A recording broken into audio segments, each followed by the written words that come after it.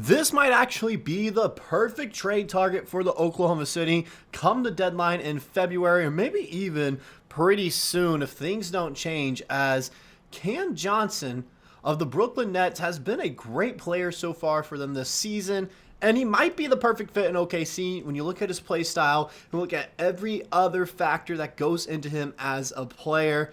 And the more I look at it, it makes a lot of sense. The question is this trade really needed? And that's a question with every trade right now surrounding Oklahoma City Thunder, even the one of Jonas Valanciunas that I made. The real question is that even a trade that is needed? All right. The more I think about it, no trade is really needed. However, the more I think about it, once everyone's healthy, this might be the perfect target to go after. We have a plethora of draft capital we can spend that we really probably won't end up using. We have 17 first-round draft picks over the next 5 years. You only are allowed 15 roster spots. We're only going to have one roster spot left next year if Alex Caruso doesn't resign. So it's one of those things where really we have the draft picks to spend that we aren't going to use and might just end up trading away in the future anyways.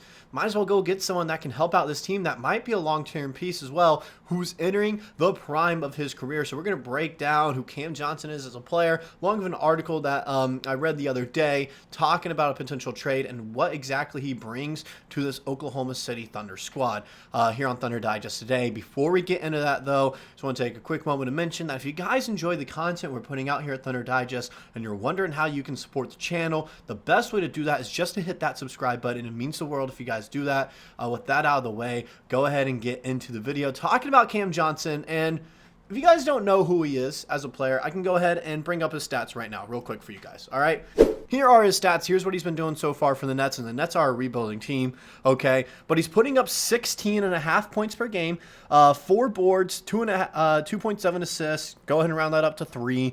And defensively, not putting up great numbers there. But with how good this defense is, do we really need him defensively? Is that what we need him for? No. Offensively and, really size and length. And the article that I found talks about that greatly. Offensively, like I mentioned, 16.5 points per game. Rebounds, 4 rebounds per game. Also shooting 47% from the field, 37% from behind the three-point line. If you want to round that up, because it's 37.6, going to round that up to 38. Just higher number there.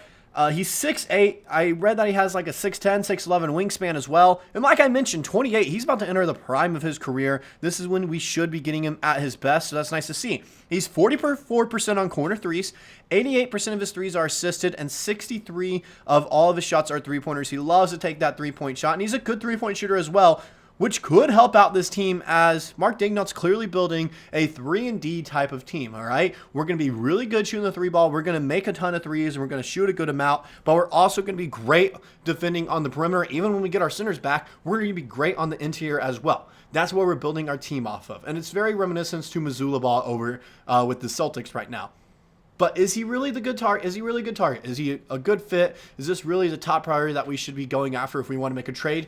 Yes, I believe this would be the right guy, especially when healthy with this team, because we have 3 centers. We have J. Will, Hartenstein, and Chet. It's just a matter of none of them are healthy right now, and everyone's scared is like, oh, maybe we should get another center just in case something happens, blah, blah, blah, blah. With the play of Malevy Leones the other day in the G League, maybe it's one of those things where like, maybe not. Ousmane Dieng's been playing really well, and he's listed at 6'10".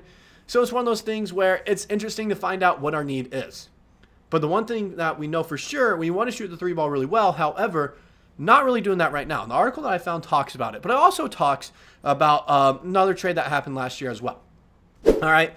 This talks about the Gordon Hayward trade last year. Following last year's failure of a trade that landed Gordon Hayward in the Sooner State, Sam Presti seems to have tempered expectations of the Oklahoma City Thunder, going about and pulling off another in-season transaction in 2024-2025, even going on record during his media day presser to state that external solutions always bring with them a lot of risk. However, despite this easing of expectations, this has not stopped fans and pundits from daydreaming about players strewn across the league that this front office could potentially pursue prior to February's deadline. Most recently, Grant Hughes of Bleacher Report went as far as to specifically highlight Brooklyn Nets forward Cam Johnson as a realistic target for Oklahoma City, and for 2 reasons in particular, such an addition could make a ton of sense for Coach Mark Daigneault's ball club. We'll go ahead and get into the first reason for you guys.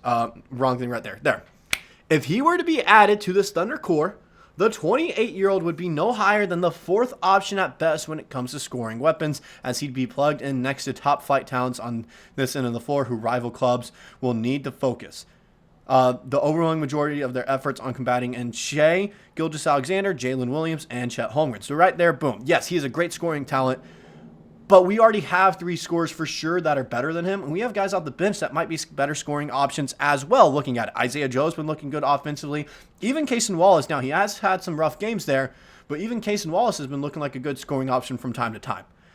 But it goes in later to say, though this would certainly lead to a reduction in usage and dependence, Johnson would see far more open looks for scoring opportunities if slotted next to these ballers, which in turn would only help improve his efficiency in the shooting department. Considering they rank a middling 15 in three-point percentage, this is an area Oklahoma City could certainly use some help in, and a less swarm Johnson could provide more than enough aid. So that just goes to show, all right, we clearly know what he's best at, and that's three-point shooting. As we saw, he's a 37.6% three-point shooter right there, shot 44% on corner threes, and then I think it showed that 47% of his threes were, it was like 66% of his threes, or of all of his shots are three-pointers. So it goes to show he loves that three ball. He can shoot it very well as well.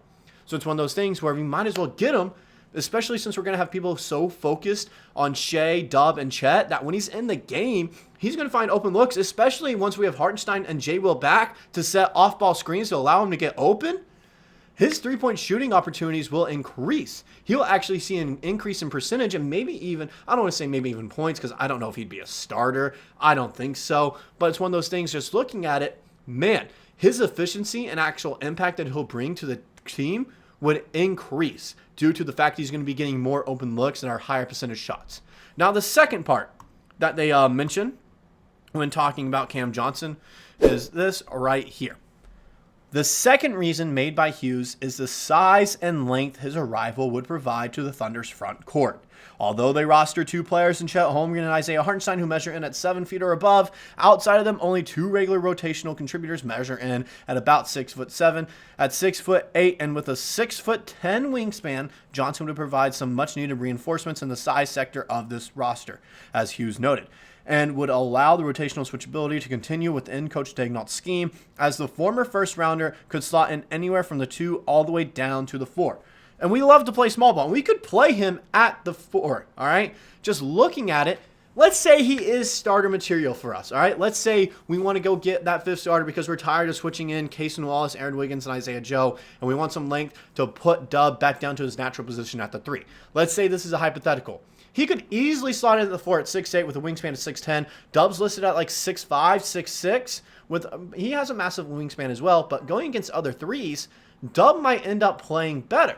He might be putting up better stats, better numbers, and just overall be a better player for us if he's playing the 3. Cam Johnson could realistically play that 4. Now, I don't want to get ahead of myself and say Cam Johnson, if traded here, would be that bona fide starter at the 4. But it would definitely be a conversation considering looking at his scoring ability, all right? It's just interesting to see. Due to his length and size and his three-point shooting ability, I think it would be a good fit in OKC and should be the #1 priority for the Thunder when this team is healthy come trade deadline time. I truly believe that's the case. And I think a lot of Thunder fans could agree as well that Cam Johnson should be the trade target for the Thunder if they are wanting to make a trade to for sure become the best team in the league, and this could potentially be it. That's all I got for this video, though. Let me know what you guys personally think about a Cam Johnson trade. Are you guys like, yeah, this makes sense. If the Thunder want to trade for someone, this should be who it is. Or you guys have someone else in mind that you think the Thunder could trade for this season. Let me know in the comment section below. I'll see you guys in the next video.